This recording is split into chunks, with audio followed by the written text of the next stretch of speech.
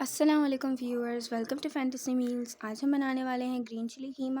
اس کے لیے جو ہمیں انگریڈینٹس چاہیے وہ ½ kg مٹن بیف کا قیمہ، 1 پیالی ہرے ٹماٹر، آدھی پیالی چاپڈ پیاز، سلائس کی ہوئی ہری مرچیں، 1 ٹیبل اسپون ادرک اور 1 ٹیبل اسپون لہسن، 1 ٹی اسپون نمک اور ½ ٹی اسپون ہلدی۔ اب ہم اپنے پین میں تقریباً 1 کپ آئل لیں گے اور اس کو ہیٹ کر لیں گے۔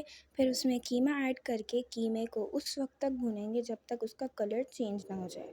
اب ہم اس میں لہسن، ادرک، ٹماٹر اور پیاز ایڈ کریں گے۔ پھر ہلدی اور نمک ایڈ کر کے تقریباً 1 پیالی پانی ایڈ کریں گے۔ پھر ہم سارے انگریڈینٹس کو مکس کر کے قیمے کو گلنے تک پکائیں گے۔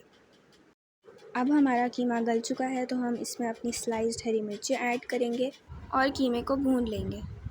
اب ہمارا مزیدار گرین چلی قیمہ سرو کرنے کے لیے بالکل تیار ہے۔